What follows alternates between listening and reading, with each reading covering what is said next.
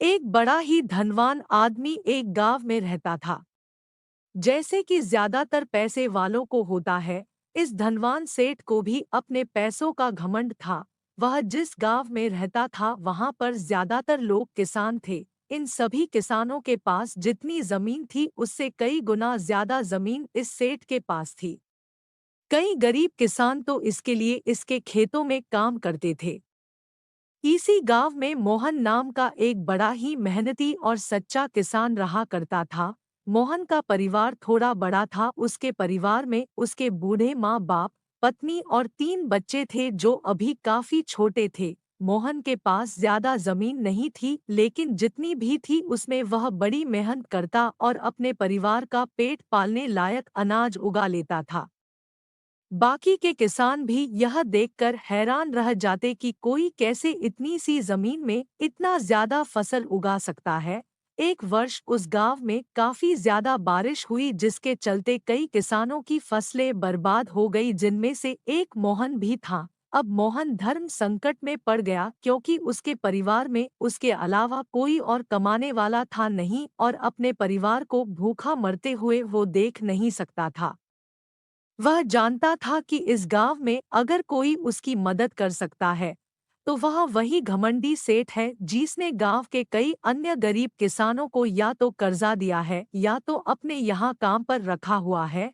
हाथ पर हाथ धरे बैठे रहने के बजाय उसने इस सेठ के पास जाने का फैसला किया और एक दिन उनके पास पहुंच गया। सेठ के पास पहुंचकर मोहन बोला, सेठ जी, आपकी बहुत मेहरबानी होगी अगर आप मुझे थोड़ा सा कर्जा दे दे, जिससे मैं अपने खेतों में फिर से कोई फसल उगा सकूं, या फिर आप मुझे अपने यहाँ नौकरी दे दे ताकि मेरे परिवार को 2 वक्त का खाना मिल।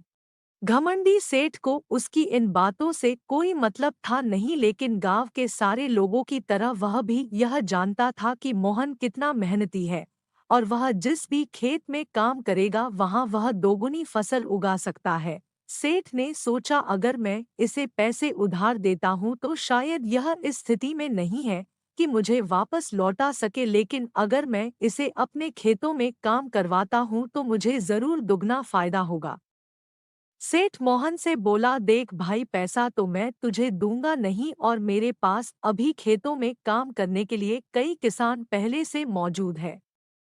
लेकिन तुझ पर तरस खाकर मैं तुझे अपने खेतों में नौकरी देता हूँ, पर मैं तुझे इसके लिए ज्यादा पैसे नहीं दूंगा।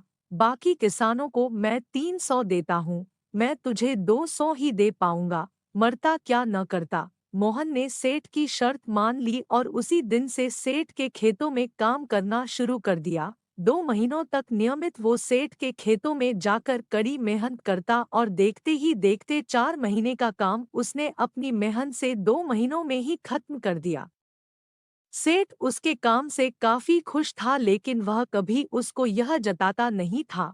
जब सेठ ने देखा कि उसका खेतों का काम अब खत्म हो चुका है, अगर वह मोहन को काम से निकाल देता है तो उसके 2 महीनों के पैसे बच जाएंगे। तब सेठ ने मोहन को काम से निकालने का फैसला किया।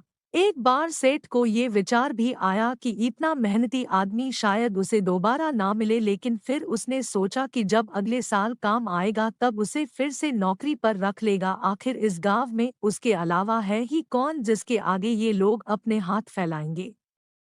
एक दिन सेठ ने मोहन को अपने पास बुलाकर उसको उस दिन का पैसा दिया और साथ में यह भी कहा कि कल से तुमको काम पर आने की जरूरत नहीं है। अब मेरे पास तुम्हारे लिए कोई काम नहीं बचा है। जब मेरे पास काम आएगा तो मैं तुम्हें बुला लूंगा। यह सुनकर मोहन का दिल बैठ गया। पिछले 2 महीनों से कम ही सही उसके बच्चों और परिवार के पेट में अन्न का दाना जा तो रहा था। अब वह क्या करेगा? यही सोचकर उसकी आंखों से आंसू निकल आए। मोहन ने सेठ के पैर पकड़ लिए और गिड़गिड़ाने लगा, सेठ जी, मुझे इस काम की बहुत जरूरत है, मुझे मत निकालिए। अपने मतलब से मतलब रखने वाला सेठ टस से मस ना हुआ। उसने खरीखोटी सुनाकर मोहन को वहां से चलता कर दिया और मन ही मन 2 महीनों की तनख्वाह बचने से खुश होने लगा। अगले दिन जब सेठ सवेरे उठा और अपने आंगन में आया तो उसने देखा कि मोहन उसके आंगन में बैठा है। सेठ ने उसको पास बुलाकर पूछा कि क्या हुआ, तुम क्यों यहाँ पर बैठे हो। मोहन बोला, सेठ जी मुझे वापस काम पर रख लीजिए, आप जानते ही हैं मेरी आर्थिक परिस्थिति कैसी है, थोड़ी दया कीजिए। लेकिन सेठ ने उसकी एक न सुनी और फिर एक बार उसे बुरा भला कहकर वहां से जाने के लिए कहा। बेचारा मोहन अपना सिर नीचे झुका के वहां से चला गया। अगले दिन फिर यही घटना दोहराई गई। मोहन फिर सेठ के आंगन में बैठा था। सेठ ने फिर उसको वहां से जाने के लिए कहा। यही घटना अगले कई दिनों तक चलती रही। अब तो मोहन सेठ के हकालने पर भी वहां से नहीं जा रहा था और वहीं पर बैठा रहा था। एक बार सेठ ने उससे पूछ लिया, तुम कैसे आदमी हो? मैं तुम्हारा इतना अपमान करता हूँ लेकिन तुम्हें कोई फर्क ही नहीं पड़ता। तब मोहन ने सेठ से कहा, बुरा तो बहुत लगता है सेठ जी, लेकिन जब घर जाता हूँ और भूख से बिलखते अपने माँ बाप और बच्चों को देखता हूँ तब यह अपमान मुझे कुछ भी नहीं लगता। इतना सब कुछ होने के बाद भी सेठ का दिल जैसे पत्थर का बना हुआ था। उसने मोहन को अभी तक काम पर नहीं रखा और ना ही उसका ऐसा करने का कोई इरादा था। एक दिन सेठ ने सोचा कि कुछ दिनों के लिए किसी और गांव चला जाता हूं ताकि मोहन से पीछा छुड़ा सकूं। अगले दिन मोहन के आने से पहले ही सेठ अपने परिवार को लेकर अपने किसी संबंधी के यहाँ चला गया और वहां पर 10 दिनों तक रहने के बाद फिर अपने गांव अपने घर वापस लौटा। घर लौटते ही सेठ ने आसपास हर जगह नजर दौड़ाई तो पाया कि वहां पर अब मोहन नहीं था। सेठ ने सोचा, मेरी तरकीब काम कर गई, लगता है मोहन से अब पीछा छूट गया है। हालांकि अब सेठ के द्वार पर मोहन नहीं बैठा था लेकिन मोहन का विचार अभी भी सेठ के मन में घर कर बैठा था। सेठ सोच रहा था, मोहन इतनी जल्दी हार मानने वाला आदमी तो नहीं दिखता है। उसके साथ क्या हुआ होगा? क्या उसे कहीं कोई और काम मिल गया होगा या फिर और कुछ?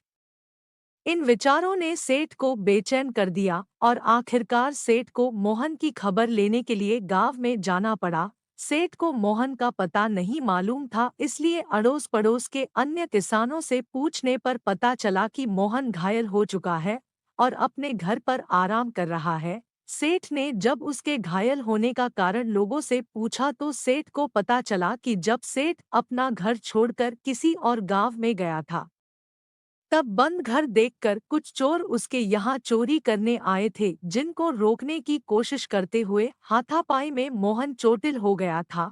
यह सब जानने के बाद सेठ का पत्थर का दिल भी अब मोम की तरह पिघल गया। सेठ को अपने किए पर पछतावा होने लगा।